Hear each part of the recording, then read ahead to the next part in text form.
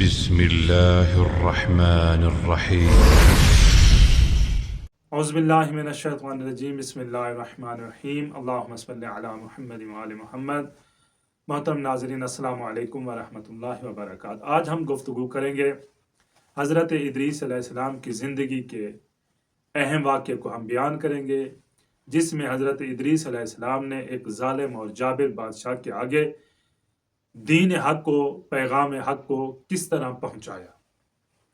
کہتے ہیں کہ حضرت ادریس علیہ السلام کے زمانے میں ایک ظالم اور جابر بادشاہ رہتا تھا، جس کا کام امت پر، لوگوں پر ظلم و ستم کرنا تھا اور ان کی جائیداد کو اپنے قبضے میں لے کر کھا جانا، ظلم و ستم کرنا، یہ اس کا کام تھا۔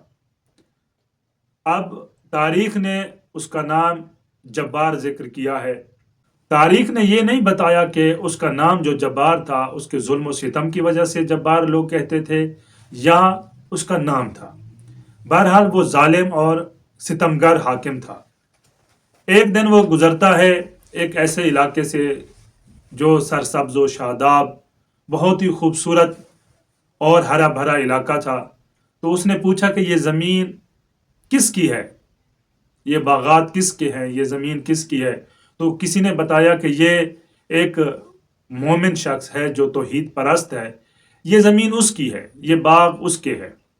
جب واپس اپنی سلطنت میں، اپنے دربار میں آیا تو اس شخص کو بلوایا۔ وہ مومن جب بادشاہ کی دربار میں پہنچتا ہے تو بادشاہ اسے کہتا ہے کہ تم اپنی زمین مجھے بیچ دو۔ اس نے کہا میں ہرگز نہیں بیچوں گا، ہمارے پاس یہی ایک سرمایہ ہے، میرے پاس اور کچھ نہیں ہے، صرف یہی ایک سرمایہ ہے ہمارا جس سے ہمارا گزر بسر چلتا ہے، میں آپ کو ہرگز نہ ہی بیچ سکتا ہوں اور نہ ہی میں آپ کو ایسے دے سکتا ہوں۔ تو بادشاہ کو غصہ آیا کہ اس کی کیا مجال کہ میرے سامنے انکار کرے۔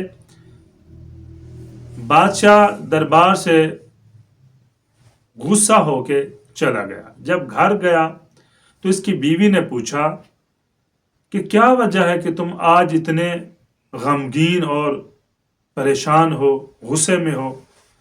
تو اس نے کہا کہ ایک مومن کی زمین ہے، بڑی بہترین اور باغات اور عالیشان ایک سیٹ اپ بنایا ہوا ہے اس نے، میں نے اسے کہا کہ بیچو، لیکن وہ مجھے نہیں بیچ رہا، مجھے اس پہ غصہ آیا ہوا ہے۔ تو اس کی بیوی کہتی ہے کہ بادشاہ، غصہ وہ شخص کرے جو انتقام نہ لے سکتا ہو، جو بدلہ نہ لے سکتا ہو۔ تو بادشاہ ہے، تو اس سے بدلہ لے سکتا ہے۔ بادشاہ نے کہا میں کیسے اس سے بدلہ لوں؟ میں اس کو ایسے ماروں گا تو لوگ کہیں گے کہ بادشاہ جو ہے نا، اگر کوئی بادشاہ کو زمین نہیں دیتا تو مار دیتا ہے۔ تو اس نے کہا بادشاہ میں تمہیں ایک طریقہ بتاتی ہوں، اس طریقے پہ آپ عمل کرو، بندہ بھی مار جائے گا اور آپ پہ الزام بھی نہیں آئے گا۔ بادشاہ نے کہا بتاؤ، دیر کس بات کی کر رہی ہو؟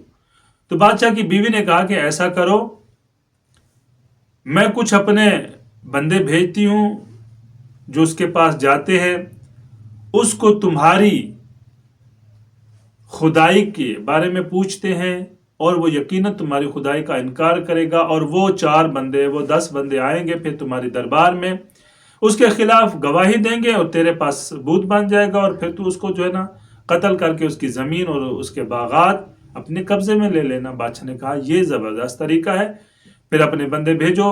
بادشاہ کی بیوی نے اپنے بندوں کو بھیجا، ان کو سکھا کے ساری صورتحال سمجھا کے بھیجا۔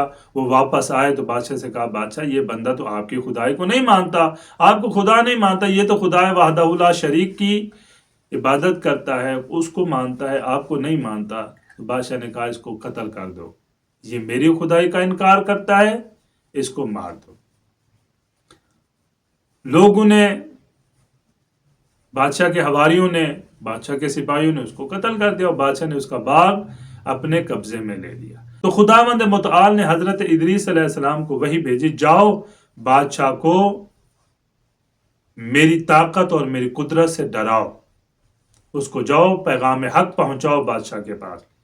جیسے حضرت موسیٰ اور حضرت ہارون کو خداوند متعال نے بعد میں فرعون کے پاس بھیجا، اسی طرح ادریس علیہ السلام کو بھی کیا ہے، بادشاہ کے پاس بھیجا، جناب ادریس آتے ہیں اور بادشاہ کو سمجھاتے ہیں کہ یہ جو تم ظلم و ستم کر رہے ہو، مخلوق خدا کو قتل کر رہے ہو، یہ غلط ہے، اس سے باز آ جاؤ، ورنہ میں تمہیں ایسی بد دعا کروں گا کہ تیری بادشاہت ختم ہو جائے گی، فقیر بن جاؤ گے تم اس دنیا میں۔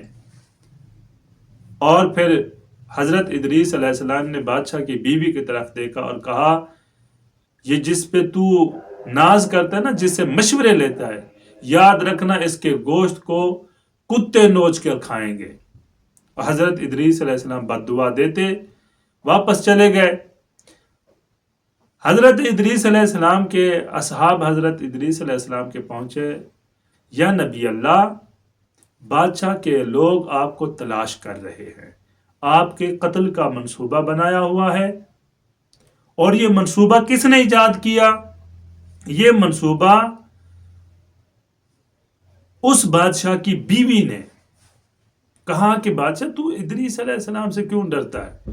میں اس کو قتل کرا دوں گی، تیرا معاملہ حل ہو جائے گا، تو پریشان نہ ہو، تو اپنی بادشاہت کو برقرار رکھ۔ پھر حضرت ادریس علیہ السلام کے پیچھے بادشاہ نے اپنے سپاہی لگائے، اور حضرت ادریس علیہ السلام کے اصحاب نے حضرت ادریس علیہ السلام کو خبر دی۔ جہاں حضرت ادریس علیہ السلام زندگی گزار رہے تھے، ان فوجیوں، ان سپاہیوں کے پہنچنے سے پہلے حضرت ادریس علیہ السلام اور ان کے اصحاب وہاں سے ہجرت کر گئے، کہیں اور چلے گئے۔ حضرت ادریس علیہ السلام اس بادشاہ کے خوف سے اور خدا کے حکم سے وہاں سے چلے گئے، اور حضرت ادریس علیہ السلام نے پروردگار سے دعا مانگی، پروردگار میں ایک چیز کا آپ سے تقاضا کرتا ہوں، دعا مانگتا ہوں۔ پروردگار نے فرمایا کہ اے ادریس بتا کیا چاہتا ہے؟ تو حضرت ادریس علیہ السلام نے عرض کی کہ پروردگار، میری یہ دعا ہے کہ جب تک میں بران رحمت کی دعا نہ مانگوں، اس وقت تک اس خطے میں، اس بادشاہت میں بارش نہ ہو۔ خداوند متعال نے فرمایا، ادریس میرا تجھ سے وعدہ ہے، اور تو یہ جانتا ہے کہ میں بہترین وعدہ نبھانے والوں میں سے ہوں، میں بہترین وعدہ نبھانے والا ہوں۔ جب تک تو باران رحمت کی دعا نہیں کرے گا، اس بادشاہت میں بارش نہیں ہوگی۔ پھر حضرت ادریس علیہ السلام اس بادشاہت اور اس بادشاہ کے خوف سے وہاں سے ہجرت کر کے چلے گئے۔ والسلام علیکم ورحمۃ اللہ وبرکاتہ۔